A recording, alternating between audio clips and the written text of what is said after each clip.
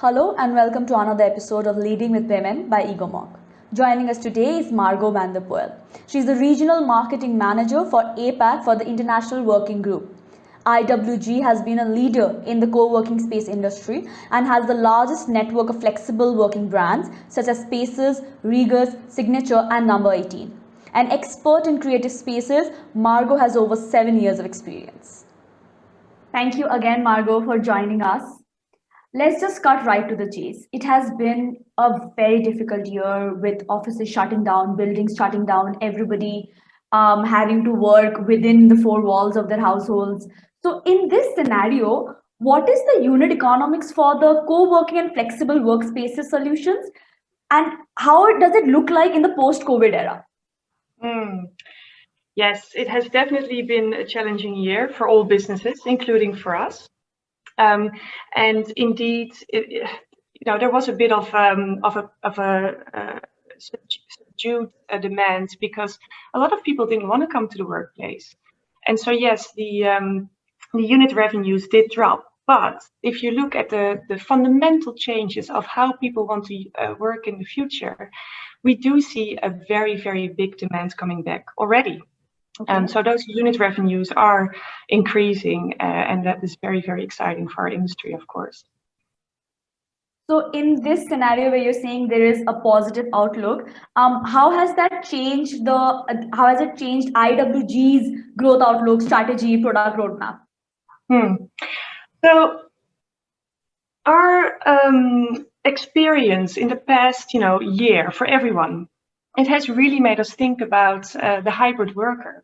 And the hybrid worker is someone that sometimes works from home, sometimes works from the office, and sometimes works from an office nearby their home.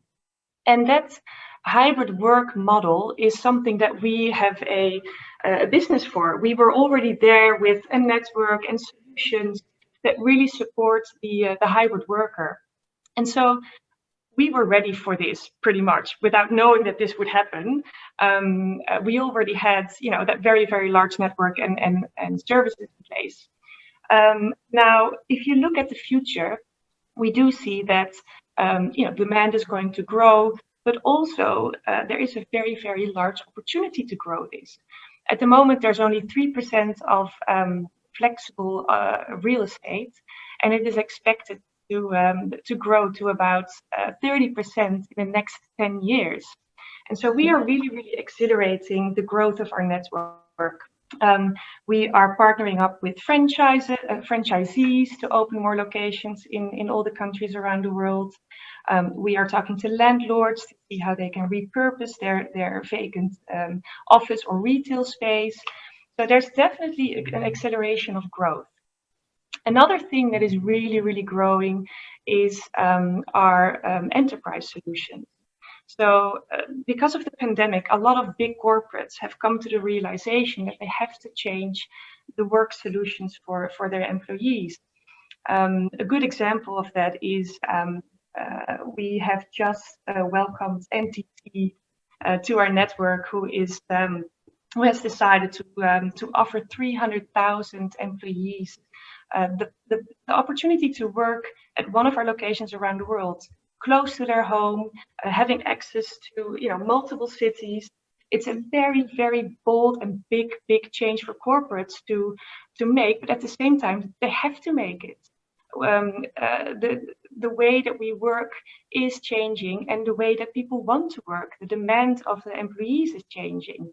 And so we are really focusing on facilitating those large corporates and facilitating a way for them to be able to offer the right work solutions for their employees, whether it's a membership, so giving a pass to any location around the world, or being able to access all of our meeting spaces around the world.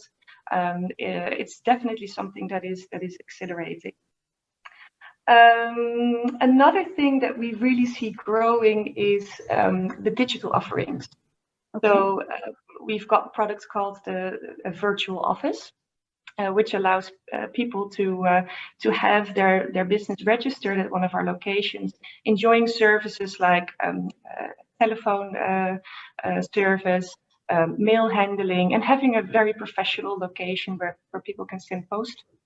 So these are products that are really, really accelerating as a result of the pandemic. And these are the type of clients that are growing within our network. But you did mention that you are trying to accelerate enterprises and big corporates into making this decision of moving to flexible workspaces. But how different is it conversing with them or trying to convince them? Maybe if there's a very old corporation like IBM. So what is your strategy when you try and talk to these extremely established and old corporations? What is the strategy that you undertake?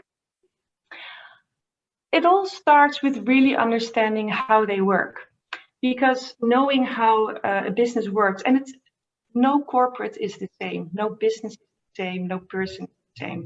So what we do is really, really listen to how they work, and then it's up to us to really come with a solution for that. Luckily, we have all these services and products, a few that I just mentioned, that can really tailor to the demand of these corporates. Now, things that they really, really look at is they want to make sure that a lot of big corporates and enterprises, they have, of course, locations around the world. They want to make sure that the work solution for someone in India is the same as for someone that works for the business in Amsterdam or in New York. Another thing that they really, really look at is that they want to track the use. They want to know if we sign up our employees, or if we end up working with IWG as a solution for our employees, how do we know that they are really using your locations and your services? And it's not so much to check if they're coming to the workplace, because people are combining working from home and from the workplace, but it's really to know if what they are offering is what their employees want, if it's really serving their needs. So the data is really important to corporates. That's a conversation that we may not have, with a smaller business taking one of our products or services. So that's definitely a difference. Another thing that we see is that a lot of corporates want a geographically diverse. So making sure that a city has locations or locations for them to use, not just in the CBD, but to what extent are you also in the suburbs? To what extent can I serve any of my employees living in any parts of the city, especially in big cities? I mean, I'm sure we'll come to that, but people not wanting to commute, it's a very, very important element that the corporates like. Where are you located? So in this, when you know that there are certain things that they want, and especially you see that these needs are sort of changing, they want geographically diverse, they want to see that it's not just in urban spaces, but also maybe rural spaces, maybe second-tier cities. But what are some of the major trends that you're seeing emerge in this co-working space? The trends in the co-working industry itself, or the trends moving towards people wanting to use co-working spaces? Because I think that's a very exciting one. If you look at what's happening at the moment is that people, like I just said, people don't want to get on public transport and risk their hygiene and health. There's a very, very big change in people wanting to balance their work and their personal life. There is a massive shift in the workforce where more women are entering the workplace. More people in rural areas have the opportunity to apply for jobs with corporates that have their headquarters in the city. So the growth of talent and the pool that businesses have access to is growing. Coming back to commuting, another thing that's major is that people are conscious about our footprint, the effect of commuting on our environment.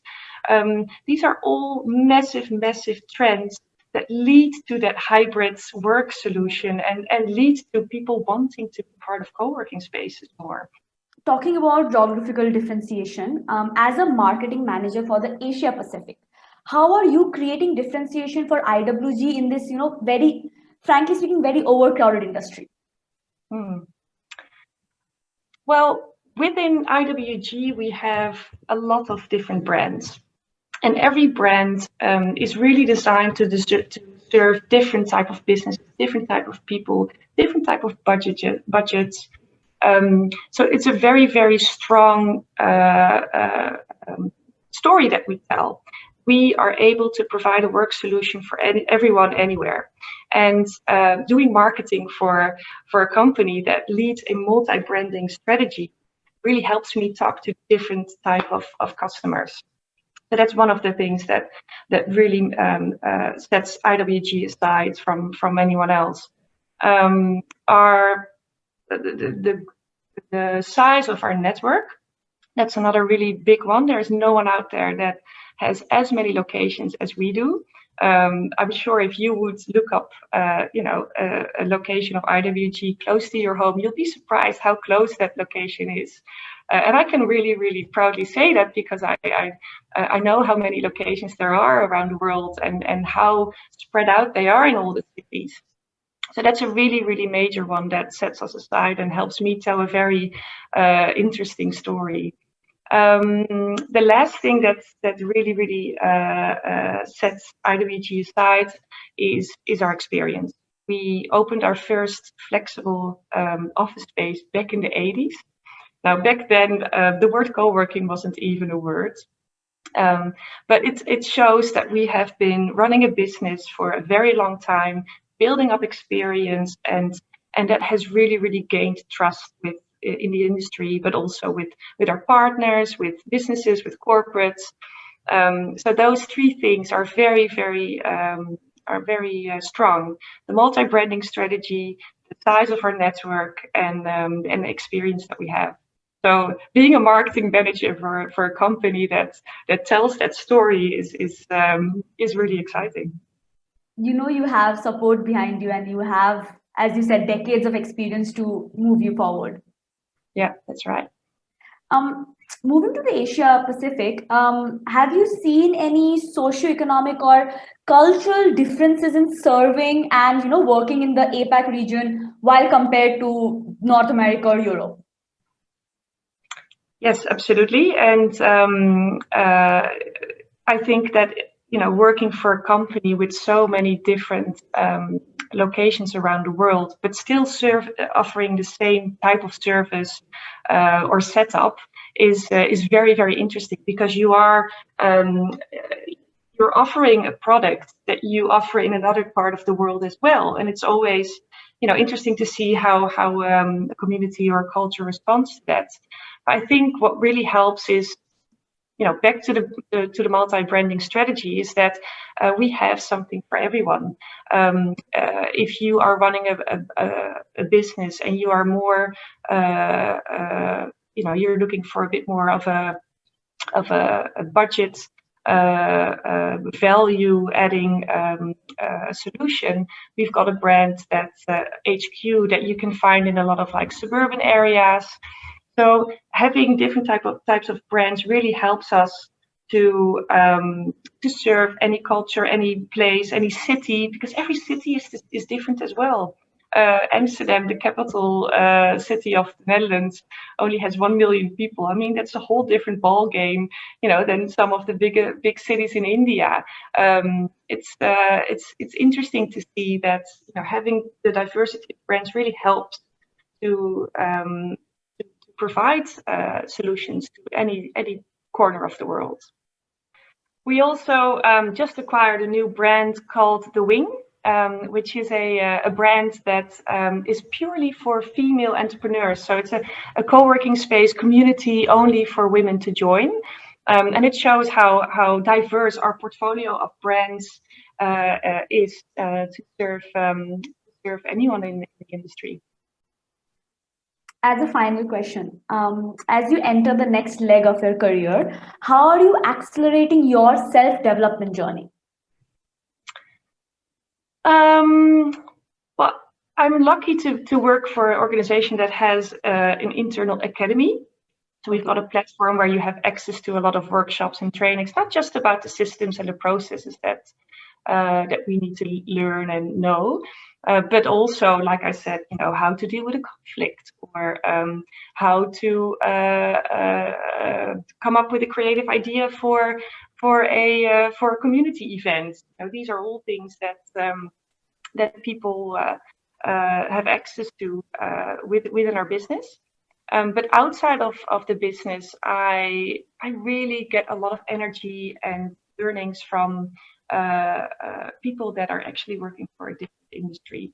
So talking to people in marketing for the aviation, airline industry, or someone that works for a product or technology, really talking about what do they do in their work, where do they get their inspiration from, what is really just over an informal chat, picking their brain and getting learnings from that. I love doing that over dinner, or I just get a lot of inspiration from spending time with people outside of my industry as well.